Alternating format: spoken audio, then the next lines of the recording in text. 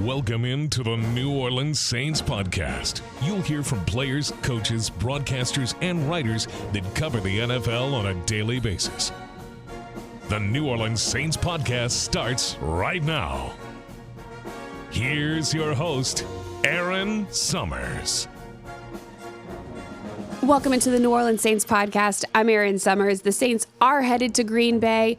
We've talked about it. There's going to be a little bit of weather. Special teams coach Phil Galliano said he is getting the kickers prepared with some wet ball drills, and they're working with different shoes. He did say that a colder ball does affect how far a kick can go. It can affect how the ball travels. Obviously, if there's any wind, that's a given. But a colder football doesn't travel as well. So we'll get out there pregame and we'll kind of get an idea of what our range is each way. And it may affect the kickoffs. Are kickoffs going to travel as far? Is that going to lead you to maybe want to put a ball on the ground? If the ground's slick, and try to get the ball on the ground a little bit and rolling around. So we'll take it pregame and we'll kind of just see how it goes from there. Defensively, the preparation for the Green Bay Packers surrounds their rushing attack. They are fourth in the league, led by Josh Jacobs. He has 12 touchdowns on the season. He is just seamlessly fit in with this Packers squad. Here's defensive coordinator Joe Woods on the Saints' run defense. One week we're shutting them down, and next week they get some yards. We're just trying to be consistent. What they were doing last week with the run game was tough to deal with. And I felt like between Mike Hodges, BY, we all sat down and put together a good run plan because we had to take care of the quarterback. So I felt like scheme-wise, the guys really executed, and we played outstanding on first down. Like I said, we had them in 27 second downs. 21 of the 27 were second or 7+. Where we failed last week was we didn't execute well enough on second down that led to some manageable third downs for them. On today's podcast, we have safety Will Harris that joined me. He sat down to talk about his first year here with the Saints and how much he loves this organization and the city. Will, thanks for joining me on the New Orleans Saints podcast. I guess I should wish you a happy birthday. Right? Yeah, no, it was yesterday. Yes. It was yesterday. It was cool. Just enjoyed some time to myself, nothing crazy, but obviously a blessing to see another year. So I'm excited. And then also a blessing to, see Monday Night Football. So I'm excited about that too. So that's a perfect way to spend the birthday week. What gets you fired up about a Monday Night Football game? It's everything about the game that we love. As a competitor, obviously, it's Monday night. Growing up, you want to, as a kid, you dream about playing in these games. That's one of those things. Like if you can't get up for a game like this, man, you need to get checked out. So, I've played in a number of Monday night games, already, and I know especially, the atmosphere. Mm-hmm. I know the atmosphere is going to be amazing. And if you're a baller, if you're a competitor, if you're a football guy, you want to be, playing in these type of games. You spent a lot of time in Detroit playing for the Lions, so you know what cold weather is all about, I'm sure. Mm-hmm. What kind of advice are you giving the guys for how to survive on Monday? I would say, it's more of a mentality thing. Mm-hmm. I don't buy that. I don't care. If I'm cold, I'm cold. That is true. But I feel like the more you tell yourself that you're cold, the colder you're going to get. You know what I'm saying? So I might be biased, just because, all of my, I guess, prior experience football-wise has been, dating back to college. I've been kind of in cold weather. Yeah. I was in Boston. Mm-hmm. I spent some time up north. So, I had my fair share of cold weather games. But it's kind of one of those things to where, the game gets started and, you heat up pretty fast out there. And I guess, that's when you see the clips of some of the guys on the sidelines and it looks like their hair is on fire because, Mm-hmm. You just radiating heat. You know what I mean? Like you're running around, you're moving, hitting, running. So once the flow of the game gets started and everything, like usually the weather is, is behind you. Are you pro a snow game or anti? Oh, 100%. Yeah. I love as long as I'm between them white lines, I'm good. I'm ready to go. So whatever the weather, however the weather looks, I'm ready. I can tell you right now, I'm gonna be out there with no sleeves on. So, I embrace it. I love it. Mm-hmm. And, at the same time, they're out there too. Like they're cold too. They got more experience, at being cold, but they're gonna be cold too. You know what I'm saying? So it's like it's that whole thing to where you just gotta go out there, man. We playing football, so what other place to be? What better place to be? Last time I talked to you on the podcast is when you had signed, and you had said that your favorite position to play was on the field. You didn't care where it was. And you just mentioned there, as long as I'm in between those white lines, like I don't care. Where did your love for football come? I would say, first off, it came from my father. My father played as well, and just growing up, if my father would have been, anything else, I'm sure I would have wanted to follow his footsteps as well. But at the same time, in our family, I grew up in a football household, generations of football players. So that's something that I've always I feel at home when I'm out on the field. And, obviously as you mentioned, the last time we spoke was when I first signed here, man. That was I'll say signing here, man, was one of the best things that's ever happened to me in my life. You know what I mean? Just to be around these guys, be around this city and have and experience the culture of this city and the people in this city. It's been it's been amazing. I'm so blessed, and to go out, it's a huge honor to me to go out and wear that jersey, and to represent New Orleans Saints, with the fullest of my ability. So. Yeah, you seemed so excited when I first talked to you about signing here, and you still emulate those feelings and how 100%. Much you love being here, you love the city. It's been an up and down season, though, and I think people looking on the outside would be like, there's been some rough times. You had your own injury that you went through as well. How or why do you still have that much love and passion for this place? Right. I mean, it's ingrained in the culture of this city, and it's ingrained in the culture of this football team. For years. That's always something that on the outside, like you can tell, like it's something different about the New Orleans Saints, and it's something different about the way we play. It's something different about how guys rally around each other. Like it's something beautiful about being on the New Orleans Saints, and there's no greater honor than me. There's been no greater honor than me in my whole football career than wearing the fleur-de-lis out, on that helmet, man. Like there's nothing like it. There's absolutely nothing. Running out that tunnel with the fleur-de-lis on, man, there's nothing like it. So I turn into someone completely different, man. On game days when I'm out there, it's like I'm just so, I guess engulfed in the excitement, of representing and doing my best, trying to make plays for this team and representing, that black and gold. So I definitely wear that, as a badge of honor for sure. I think Tyler Algier found out really quickly that you turn into something different on a football field, because that was your first game back from injury. You coming out playing the Falcons, and that hit that you laid on him became viral. People were posting it all over the place, talking about it. What was the feedback that you got from it? To be honest, I kind of, it happened so fast. And it was, one of those, it's kind of one of those plays, as a DB, or, a defensive player in general, those opportunities, aren't that, they're kind of rare, you know what I mean? Sure. Where you get to absolutely, line somebody up like that. But when you get the opportunity, you got to take advantage. And so, we were in the coverage, and I dropped back and recognized run and came downhill. And at the same time, man, I play like that anyway, but I had a lot pent up. I had a lot built up, obviously coming off of, a little injury I had, and was just so, that was an emotional game for me, I would say, just because I wanted to. It was an emotional couple weeks, having to, fight back and try to be out there for my brothers. And so when I was back, that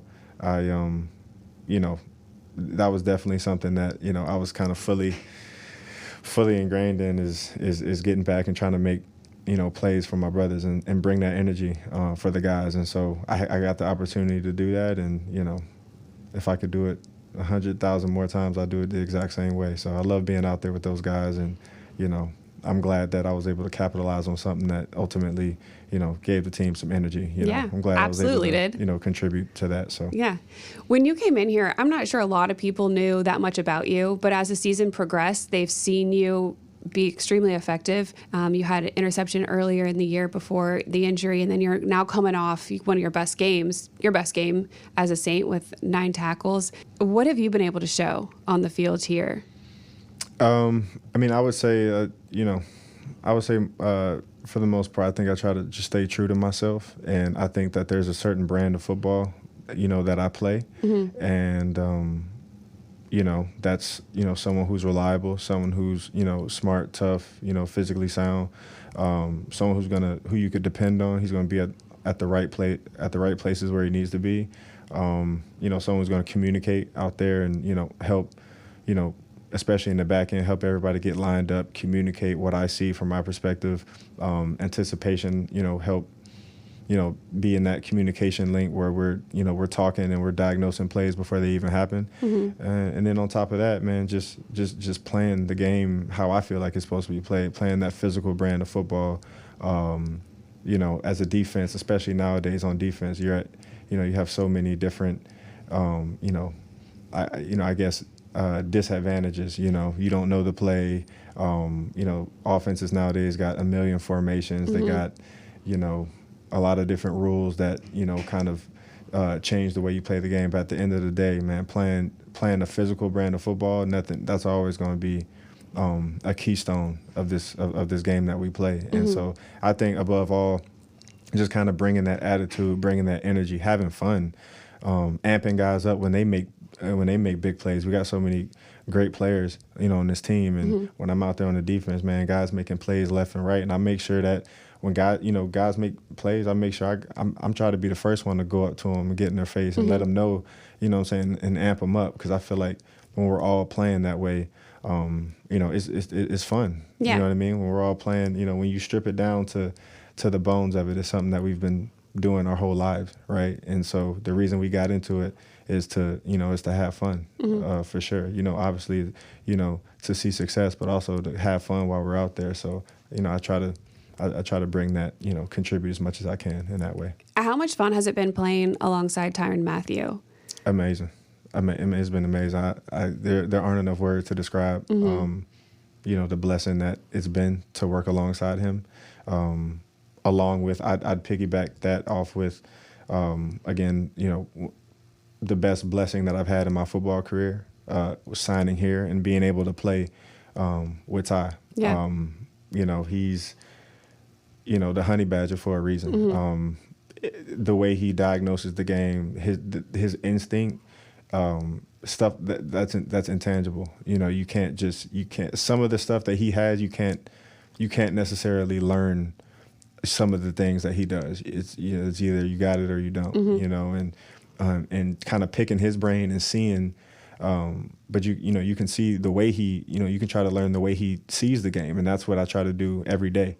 When we're in those rooms, is kind of pick his brain and see how he sees the game, his perspective, from a multitude of different positions. He's been doing it at a high level for so long, and to be able to play with that caliber of player, is definitely a blessing for me, and it's fun because we've developed over the year a great bond and a great chemistry working together. So a lot of the things that we do out there, a lot of it is unspoken. You know what I mean? It's just like that quick eye contact, that quick little hand signal, and I love playing with him, man, because we're just always on the same page, and it's fun when you're in an environment like that, for sure.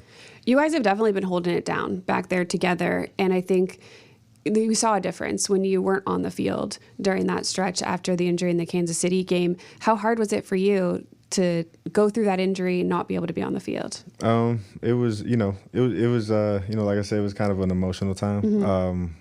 Not because of, I guess, the injury alone, but just because, how bad, like you said, how bad I wanted to be out there, and how bad, I wanted to fight back and kind of, and get out there with the guys. You know what I mean? And I love this game so much. I know a lot of people say that, but I truly love this game so much. I live, breathe, and everything. You know what I mean?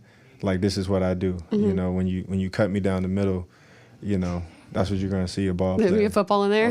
a ball player. You know what I mean? And so It hurt, definitely, especially, having had developed, so much chemistry with the guys on defense and so much chemistry, with the team, it definitely hurt not being out there with them and not going to war with them, because that's how I see it, know. And so I was just so excited when I finally got cleared and kind of got let out that cage, man. I was, obviously, one thing that really helped is, the training staff here really helped me get back on my feet quickly and safely. Working with them was a breeze, and, they got me back right, like, super quick. And I was able to get back to the guys. And once I finally was able to do that, man, that Atlanta game, that's what started it back. So super appreciative for each and every one of these guys in this locker room. And, I hope that they always know, how much passion that I have and how much passion I have for playing with them. So it's a great honor to me, for sure. Yeah. Deeply humbled by that. I mean, it was something that struck me when I talked to you the first time, was the way that you saw the Saints and signing here and how much you cared and you were excited about it. And even now talking to you, you can tell you love football, and I'm sure the players in the locker room can see it. You've also said that you're a big family guy. I know you look at them as an extension of your family. Yes. But you got all that family in Biloxi. You were telling me that you're going to be having to fight for tickets for people to come. So have you gotten a lot of your family out here to games? 100%. Yeah, we've been. It's amazing, man, because a lot of my father's side, a lot of family on my father's side, grew up, supporting the Saints. So it's been great having them out here. Obviously, my parents come to a lot of the games. A lot of my friends who have never been to New Orleans before, all of a sudden are taking trips to New Orleans. I bet so. But it's there's a magnet here. It kind of goes to what I was saying about the city. I mean, there's a magnet in this city that not only the whole country, but the whole world wants to know about New Orleans. The whole world wants to come and see, what's up with this culture, what's up with this food, what y'all got going on down here. You know what I mean? And it gravitates you to it, and to be able to live down here and call this place home is deeply humbling for me. And I'm so appreciative and honored, to be a part of this team and to be a part of this city. So yeah. How much have you enjoyed getting out in the community? I know recently you were at the Boys and Girls Club speaking at an event there, and you've gotten to do some different things over the course of the season. Right. So it's been great. Just started, a new relationship with the Boys and Girls Club. That was amazing. We did a business and sports summit, and those kids, those young kids, man, they're so smart and they're so bright, and you could tell, that fire in their eye. They want to learn, and they want, they just want someone to kind of be there to, to interact with them, and I'm proud of those kids. I'm proud of every single one of them, because when I went there, a lot of the feedback was, they're here, they're part of the club, because they want to extend on, their education. They want to extend on their friend group. They want to extend on, like, social, like, whatever it is. They go there to get better, and it's an initiative that they're taking to progress and move their life forward, and to see some of the ideas and to hear some of the way those kids talk in there was simply outstanding. Like, it was amazing. I didn't want to leave. I mean, I originally, had scheduled, to go in there for an allotted period of time, but I ended up staying there well beyond that, just because I wanted to be around those kids, man, and I saw myself in a lot of those kids. Super grateful and super thankful that, they ended up having me there. And, that's a relationship that I definitely want to nurture, over the long term. So that's really cool. I'll definitely be going that back, you stayed there longer and you just wanted to hang out with them. That's awesome. Can I also mention, I also wanted to mention the Covenant House, New Orleans, please. I have to shout out them as well. I just spent this past a few days ago, I went through there, and I think that, the Covenant House it's right downtown, but I think sometimes that, they might get overlooked because it is right there, and a lot of people end up, they're behind those gates, and a lot of people end up, just driving by and never. But the Covenant House in New Orleans, I was able to meet some great great people, some great kids, and the staff in there, they do it because they love it.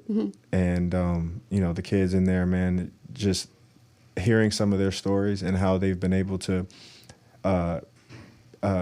progress and make amazing outcomes out of some of those situations that they came from is outstanding. So I want to give them a shout out to Covenant House New Orleans, and that was amazing. That was really amazing as well. Going by and spending some time with them and kind of hearing, what they had, going on with their education, with their social lives, with just kind of hearing what's next for them. So super excited, and that's also a relationship that I definitely want to nurture over the long period of time too. So yeah, I'm always impressed how you guys are able to get out in the community so much, and you guys have busy schedules. You have a lot you got to prepare for, but it's really big of you guys to get out there and make an impact, because people here they do care. It is a passionate city. The fans love their Saints, and I know they love seeing you guys out there as well.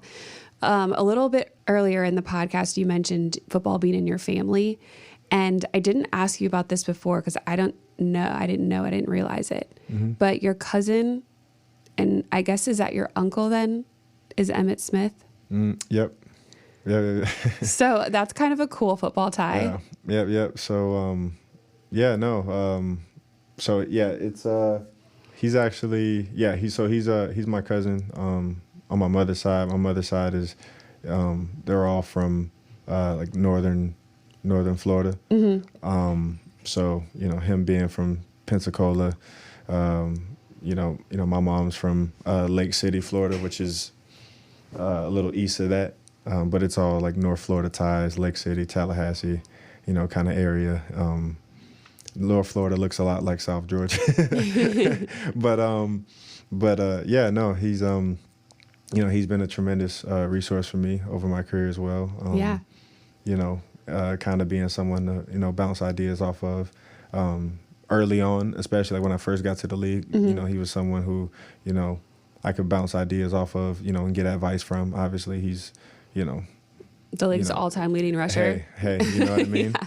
You know what I mean? He's also, he's obviously Emmitt, but he's also, cousin Emmitt. So, always, it's always love. When I'm able to see him, and I didn't see him this past Dallas game, but we played in Dallas a few years ago. I was there and was able to chop it up with him. So,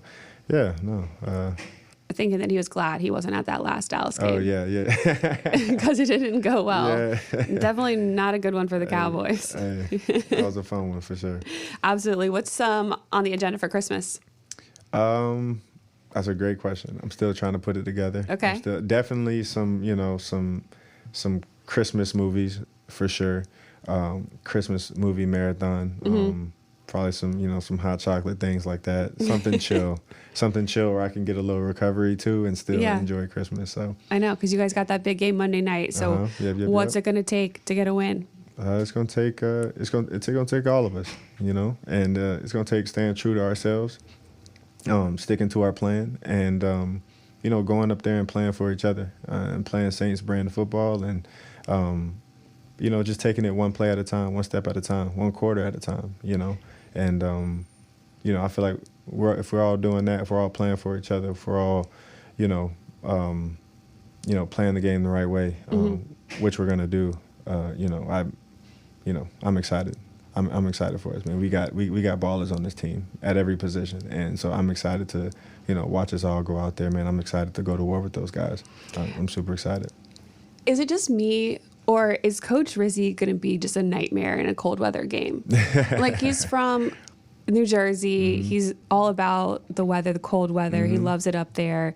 I just feel like he's going to be on a completely another level. Oh yeah. I feel like people are going to be. I don't know. I feel like people are going to be surprised with the way this team operates. Yeah. And in this quote unquote frozen tundra. You know what I mean? Like, the weather is, we're worried about the game plan. We're worried about, our plan and, playing for each other. And at the end of the day, it's Monday Night Football in the NFL. You know what I mean? What other atmosphere, I guess, would you want to be in? It's Monday Night Football. So, I can't wait. Yeah. I can't wait. I can't wait either. It's going to be that game. You guys are going to get a win Christmas Eve and then Christmas. And so what's your favorite Christmas movie? What are you watching? Oh, I want to say the Grinch, the Jim Carrey Grinch for sure. Yeah, absolutely. That one was that one for sure. I could watch that one several 50 times, and I'll be watching another couple times this Christmas too. So. I hear you. Well, thank you so much, and good luck this weekend. Thank you so much. I appreciate you. Really appreciate Will taking the time to talk to me. And you can just tell how passionate he is about football. He definitely leaves it all out on the field. And we're going to see that Monday night as the Saints take on the Packers. It is a 7:15 game on ESPN or ABC is where you can catch it. And of course, you can join us on NewOrleansSaints.com with our pre and post game show.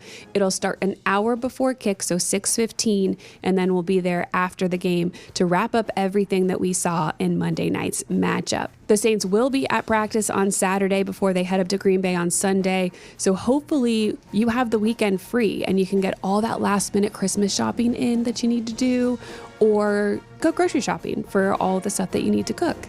I know there are always things that you can do, especially around the holiday season. And I hope everyone is having a happy, fun, and safe holiday weekend leading into Christmas. Thanks for tuning in for today's podcast. The next one will be Tuesday after the Saints game on Monday. Have a great weekend and go Saints. Thanks for listening to the New Orleans Saints podcast. Join us 3 times per week on NewOrleansSaints.com, the Saints mobile app, or you can download the podcast on iTunes. We'll see you next time, right here on the New Orleans Saints podcast.